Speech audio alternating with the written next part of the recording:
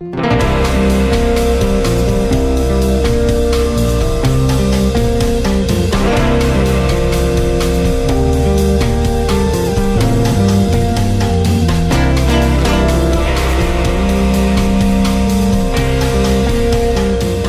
many of you have ever received unfair treatment? Jesus said it is impossible that no offenses should come. Do you have the right to be offended? Offense is a snare, a trap. An offense is the bait of Satan. The bait of Satan.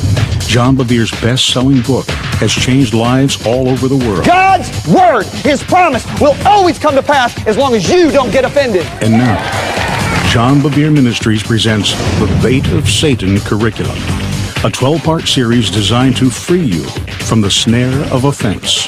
What you do with the offense will determine your future.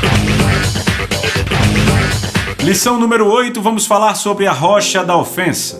E eu vou ler em 1 Pedro capítulo 2, verso 6. Por isso está na Escritura. Eis que ponho em Sião uma pedra angular, eleita e preciosa. E quem nela crer, repita, crer, nela crer, não será de modo algum envergonhado. Verso 7. Desta forma, para vocês que creem, repitam, que creem, ele é precioso. Mas para aqueles que são desobedientes, repitam, desobedientes, a pedra que os construtores rejeitaram se tornou a pedra angular. Agora, vejam o verso 7 de novo. Desta forma, para vocês que creem, ela é preciosa, mas para os desobedientes, notem.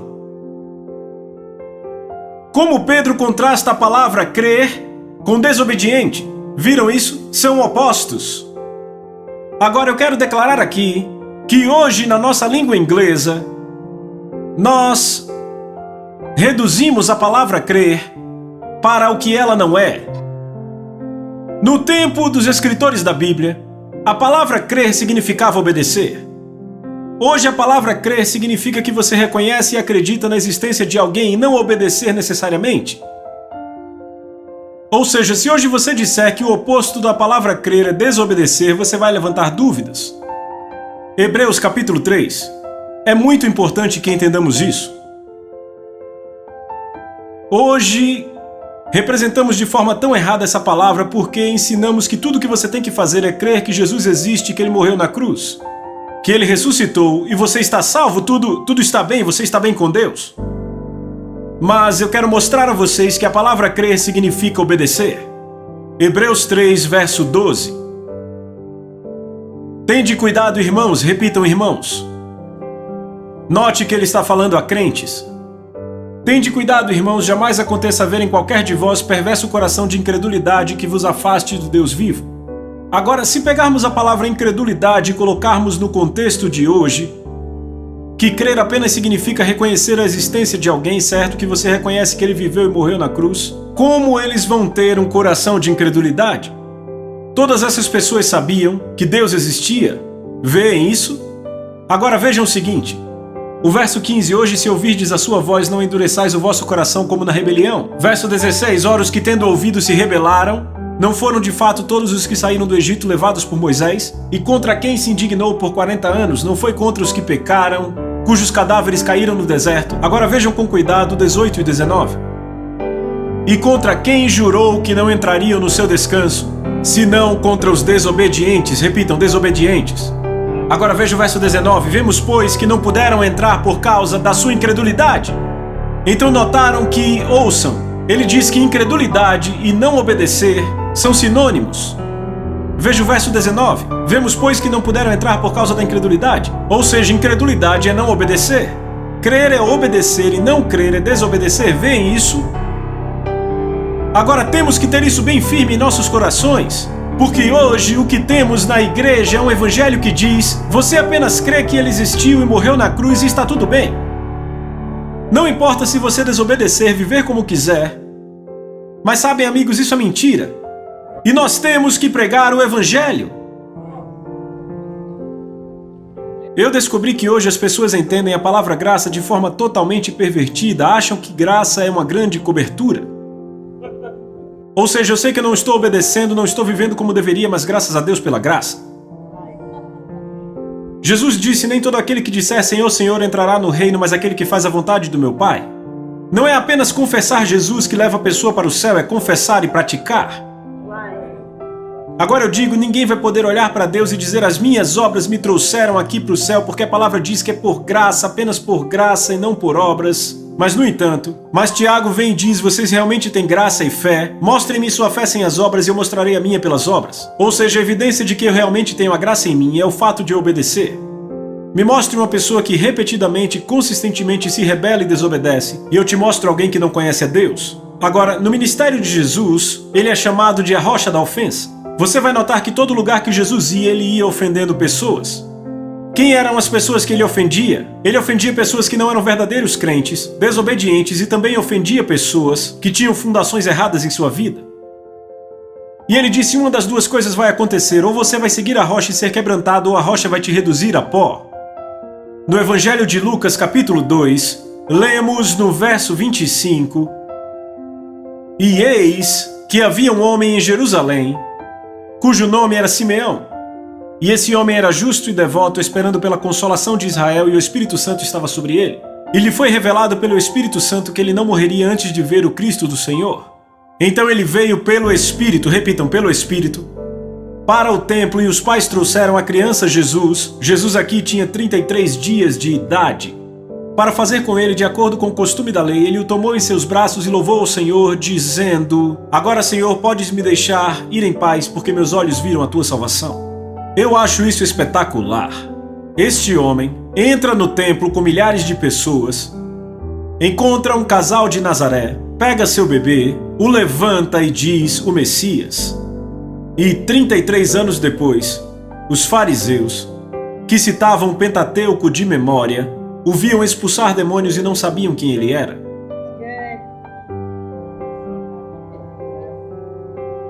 Qual a diferença? Ele veio pelo Espírito. Ele conhecia Deus intimamente.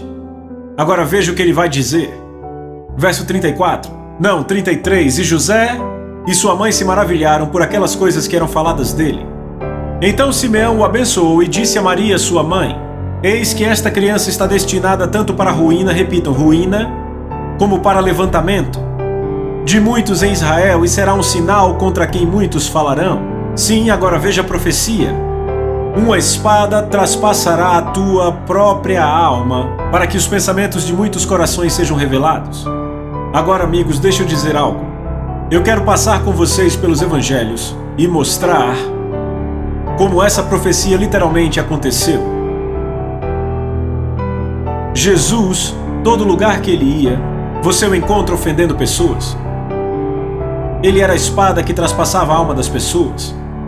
Vá comigo, por favor, para Mateus capítulo 15. Mateus 15. Em Mateus capítulo 15 eu quero ler o versículo 7.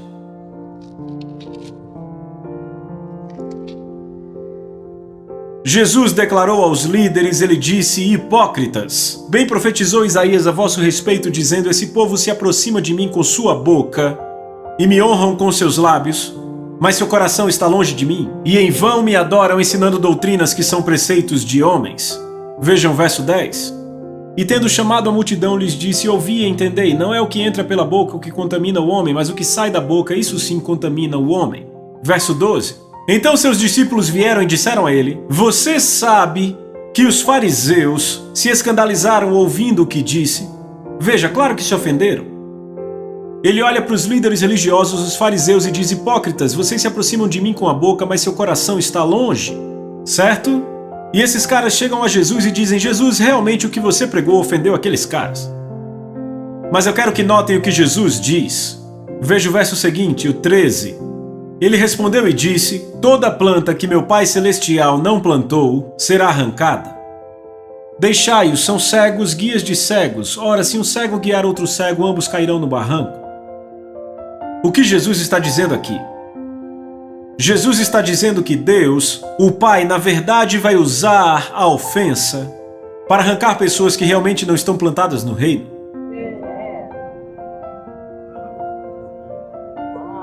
O que temos hoje é um monte de pregadores que aliviam na mensagem para manter mais pessoas na igreja? É muito simples. Você amplia a mensagem e aumenta o número de pessoas vindo à sua igreja, mas eis o engano. O pensamento na mente do ministro é o seguinte: eles querem tanto ver as pessoas saírem do inferno e irem para o céu, que pensam, eu não vou dizer palavras que vão afastar pessoas de Jesus. Mas Jesus afastava pessoas constantemente com suas palavras, com a verdade. Deixe eu dizer de novo do que a Bíblia o chama. Ela o chama de a rocha da ofensa ou a pedra de tropeço, que é uma rocha enorme.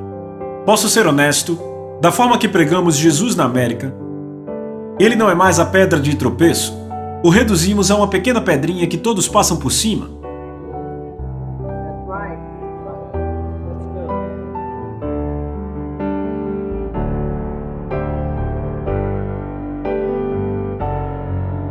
Amém. Eu me lembro que eu estava no primeiro ano de viagem meu e da Lisa, fomos para uma grande igreja de uma denominação renovada. E no domingo de manhã eu preguei uma mensagem muito mais suave do que as que prego hoje. Eu tenho que ser honesto, eu sou muito mais forte hoje do que fui naquele domingo de manhã. Mensagem básica de arrependimento. E depois do culto, estávamos na cantina comendo. O pastor olha para mim e fala: irmão, ele diz, sabe, algumas coisas que você está dizendo, essa manhã Deus tem falado ao meu coração, mas meu povo não está pronto para isso. Ele disse, porque se eu começar a pregar isso, eu vou perder um terço da minha congregação. E antes de eu conseguir responder, a Lisa pulou na frente e falou: e ela, desde quando você se tornou pastor e não Jesus? Ele olha para minha esposa e abaixa a cabeça. Olha para mim de novo e diz, bem, isso foi o que o Senhor me disse há um mês atrás. Ele disse, eu sei o que esse povo aguenta. Sabe o que é impressionante? É que nos dias seguintes pregando ali, sabem, eu vi que coisas estavam sendo expostas, sabem? Muitas vezes com profecia você não sabe que está profetizando. Você fala e acha que é do seu coração, mas Deus está juntando coisas, entendem? Sabe, foi assim que eu entendi que os espíritos religiosos são malignos. Malignos, ok? E eu me lembro, sabem, depois que eu fui embora, aquele pastor me enviou o cheque. Mas o que significava mais para mim do que aquela oferta foi o sorriso. O Espírito Santo disse, eu estou feliz que você disse o que eu queria. Porque, sabe, eu já tive grandes ofertas em cidades sem nenhum sorriso, e eu me lembro agora particularmente de uma.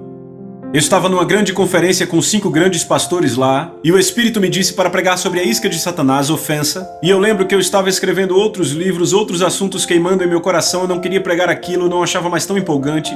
E eu lembro que naquele encontro eu preguei o que estava no meu coração, e sabe, as pessoas se empolgaram, sabe, se levantavam e diziam, sim, é isso que eu vou fazer. E sabem, no final todos estavam no chão, tivemos um grande encontro. Na manhã seguinte eu acordei, eu nem saí da cama, eu caí direto de joelhos. Porque, sabem, o Espírito de Deus estava sobre mim e não de uma forma feliz. E eu lembro de falar, Senhor, eu não preguei o que você queria que eu pregasse a noite passada, não é? E ele, não pregou. E eu disse, Deus me perdoe, e comecei a implorar por perdão. Eu não levantava, eu achava que eu ia morrer. Então eu fui para o aeroporto voar para uma cidade na costa, e o tempo todo, ó Senhor, me perdoe, mas eu achava que eu ia morrer. Finalmente, quando chegamos em San Diego, começamos a circular a cidade em San Diego, e de repente, aquele peso, aquele peso mesmo, aquele sentimento de culpa, de repente saiu de mim, assim. E o Espírito de Deus disse, esta é uma nova cidade, agora me obedeça. Eu disse, Senhor, eu estou implorando por perdão desde cedo, já fazem 3 horas, 2 horas desde que eu acordei, isso tudo, e você aí... Eu disse, Pai, por que você me deixou carregar esse peso esse tempo todo? E o Espírito de Deus disse, porque eu quero que você entenda a seriedade do que você fez. Ele disse, aqueles pastores no encontro a noite passada precisavam ouvir o que eu pus no seu coração sobre ofensa, e você pregou o que quis, e agora eles perderam o que eu tinha que dar. E eu disse, Deus, eu nunca mais vou fazer isso. Mas sabe, a coisa assustadora está aqui. Você tem esses caras da linha de frente que estão aí, tem outros. E o que esses caras estão fazendo é trazer uma mensagem agradável, amistosa, enquanto todos estão por aí vivendo em pecado. Estão comigo? Deixa eu dizer algo. A verdade corta e penetra. Ele é a rocha da ofensa. Ele é a pedra de tropeço. Mas ao invés disso, as pessoas querem criar um Jesus comum e pregá-las na igreja de hoje. Vamos dar às pessoas famintas um Deus que pode fazer algo por elas, e o que vemos hoje são pessoas que buscam a Deus pelo que Ele pode fazer por elas.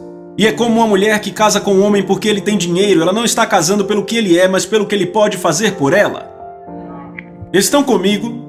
Agora, uma pessoa que prega a verdade é uma pessoa que prega o caráter de Deus. Ele é a pessoa mais interessada em ver as pessoas em conformidade com a imagem de Cristo. Este é o objetivo do cristianismo, amigos. O objetivo é passar a estar em conformidade com a imagem de Cristo.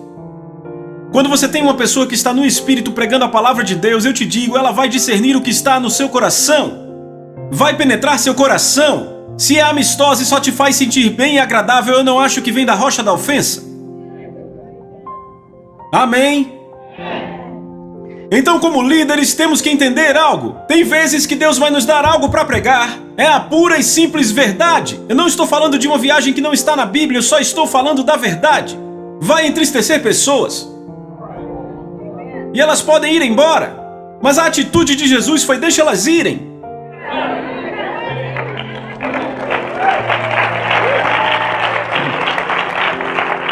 Amém? E aí você pensa, isso não é muito amoroso?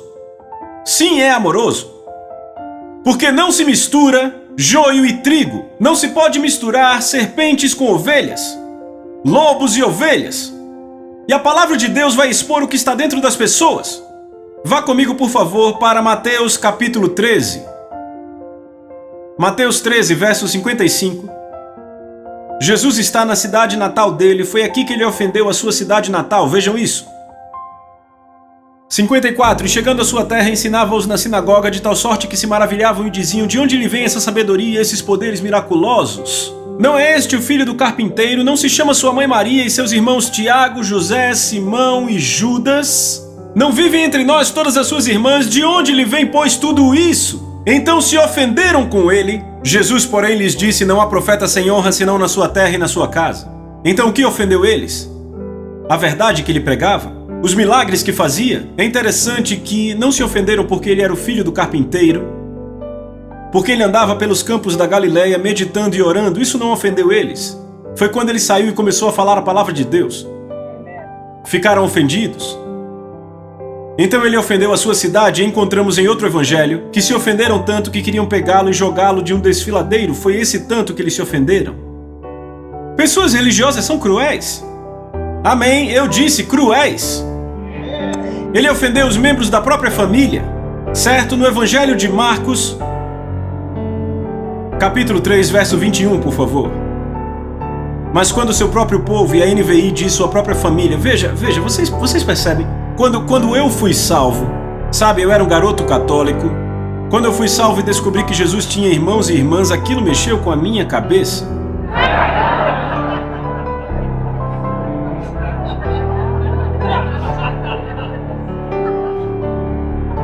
Tinha 4 irmãos e várias irmãs. Ela só era virgem antes de ter Jesus. Depois ela teve vários outros filhos. Isso era natural. Então, vamos lá.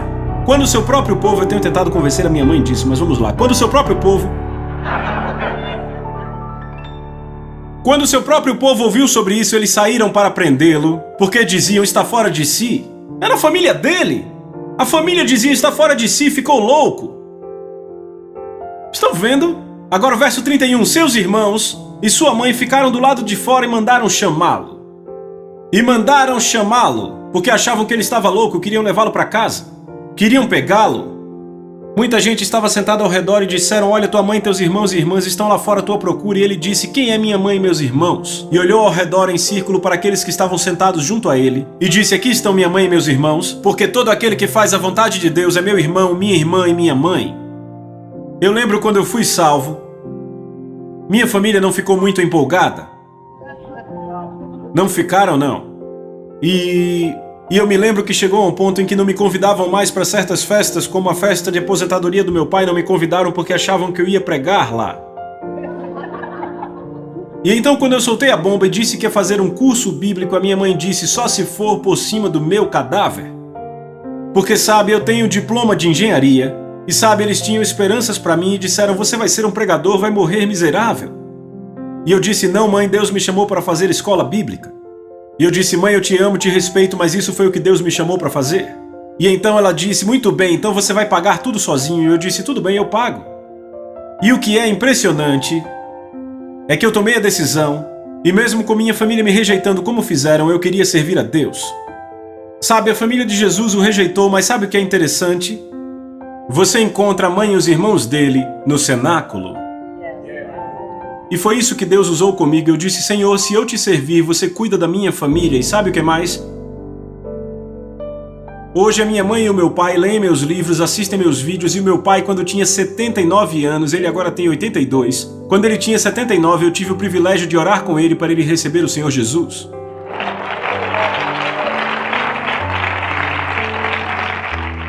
E sabe, o meu avô, o pai da minha mãe, ele era o maior pároco que eu já conhecia. Eu vou dizer a vocês, ele era um devoto católico fervoroso, ele me perseguiu mais que qualquer outro. Sabe, ele realmente vinha atrás de mim. E sabe, eu lembro que o Senhor dizia apenas ame, ame, ame, ame, ame, e eu continuei amando, e quando ele tinha 89 anos, eu o levei ao Senhor. E sabe, foi uma conversão bem poderosa. Foi uma conversão bem poderosa. Toda vez que eu ia ao apartamento dele, ele se sentava, chorava e colocava a cabeça entre as mãos, e ele dizia: o que há de errado comigo? Ele disse: parece que estou ficando louco, eu choro o tempo todo, mas só quando eu oro e quando você vem aqui. E eu disse: sabe o que é isso? É que você viveu 80 anos longe da presença de Deus, e agora que você encontrou essa presença, o amor de Deus vem de tal forma que você não aguenta e chora como um bebê. E foi tão bonito que um dia ele me disse: sabe, Deus me disse que eu tenho mais 2 anos para viver, e aos 91 ele foi para o Senhor. Então, quando você obedece a Deus, Deus cuida da sua família. Estão comigo? Apenas mostre sua vida a eles, amém? Já vimos hoje à noite que ele ofendeu a sua própria equipe pregando. Ele pregou algo tão forte que disseram: não conseguimos aguentar isso, vamos embora. Quando eles foram embora, ele não correu e pediu para eles ficarem, perguntou se os outros também queriam ir. Ele estava pronto para começar tudo de novo sozinho. Estão comigo? Se vocês notarem, ele está ofendendo as pessoas com a verdade. Veem isso? Agora vejam, ele também ofendeu seus amigos próximos. Se você for para João capítulo 11, vai perceber que Lázaro, que era amigo dele, irmão de Marta e Maria, Lázaro adoeceu e Marta e Maria enviaram mensageiros para encontrar Jesus. Agora você tem que entender que Jesus estava em algum lugar, eu acho que foi na Judéia. Ele estava ensinando numa casa e os caras o procuraram em todo canto e o encontraram na casa. E disseram: Jesus, venha rápido, seu amigo Lázaro está doente e vai morrer. E a Bíblia diz que quando ele soube que ele estava doente, ficou lá mais 2 dias. E sabe o que Deus me disse? Ele disse: se fosse você, você ia pular dentro do carro que nem um louco, sair desesperado, impor as mãos, seja curado em nome de Jesus, e nunca me perguntar o que eu ia dizer. Mas Jesus disse: eu só faço o que vejo meu pai fazer, e o pai queria que ele ensinasse. E eu vou continuar ensinando. Agora imagine os mensageiros. Ele nem se importa. E eu aposto que voltaram para Marta e Maria e disseram: ele ficou lá sentado, ele nem se importa. Enquanto isso, Lázaro morre. Agora, se você ler com cuidado, vai ficar espantado. Sabe quais foram as primeiras palavras de Marta e Maria? Sabe, Maria, aquela mulher membro de uma igreja do Evangelho pleno, aquela que adora o Senhor, certo? Aquela que sentou aos pés dele. A primeira palavra da boca delas, sabe qual foi? Se você estivesse aqui, Lázaro não teria morrido. Estão ofendidas? Estão vendo? Vai lá e lê, são as primeiras palavras da boca dela. Senhor, se você estivesse aqui, ele não teria morrido. Elas estão operando com a ofensa. Veem isso? Agora você quer ver outro ofendido, João Batista? Vá comigo para o Evangelho de Lucas capítulo 7, você vai se espantar com isso. Evangelho de Lucas capítulo 7, verso 18. Então os discípulos de João reportaram a ele a respeito dessas coisas, e João, chamando 2 discípulos, enviou-os ao Senhor para perguntar: és tu aquele que está para vir ou havemos de esperar outro? O quê? Como assim era você ou esperamos por outro? Esse é João Batista, o que reconheceu Jesus quando estava no útero da sua mãe. Ele pulou. Sabe, esse é aquele pessoal que quando foi batizá-lo, ele viu o Espírito do Senhor descendo como uma pomba, e o Senhor disse a ele: veja, esse é aquele sobre quem o Espírito desce em forma de pomba, esse é aquele que batiza com o Espírito Santo e com fogo, o Cordeiro de Deus que tira o pecado do mundo. Como assim você é aquele que estava para vir? Estão vendo isso? Por que ele está fazendo isso? Porque ouçam. Lembram que eu disse na primeira lição? Estamos prontos para a ofensa quando temos expectativas. João entregou a vida dele para servir a Deus. Não só isso, ele tinha essa dieta de gafanhotos e mel silvestre. E ele andava nas costas de um camelo com um cinto de couro.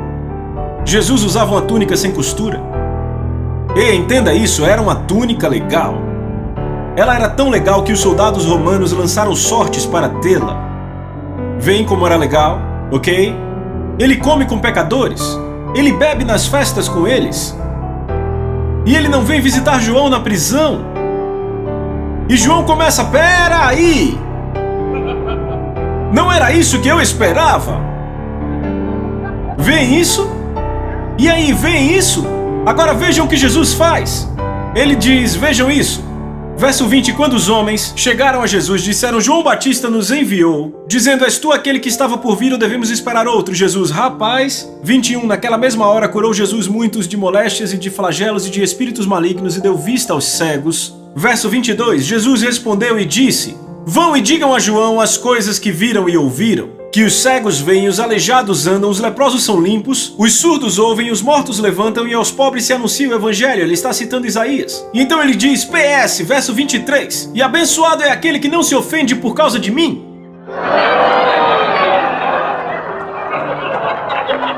Toma! Vocês entenderam isso? Deixa eu dizer algo. Ele é a rocha da ofensa. E eu vou dizer, ele é a verdade absoluta, ele é a verdade. E às vezes, quando você se confronta com a verdade, e as coisas meio que se alinham na sua vida, você pode cair na verdade e se quebrar. No sentido de quebrantar. Sabe, um cavalo quebrado é um cavalo submisso. Ok? Expressão para cavalos domados que se curvam. Esse pessoal, João Batista, Marta e Maria, seus discípulos o amavam. Mas todos tiveram que se confrontar com a rocha da ofensa. Até Pedro, para onde iremos? Mas sabem, ele nos ama tanto que ele não quer que permaneçamos o mesmo que sempre fomos. Tenha isso em mente na próxima vez que encontrar a rocha da ofensa.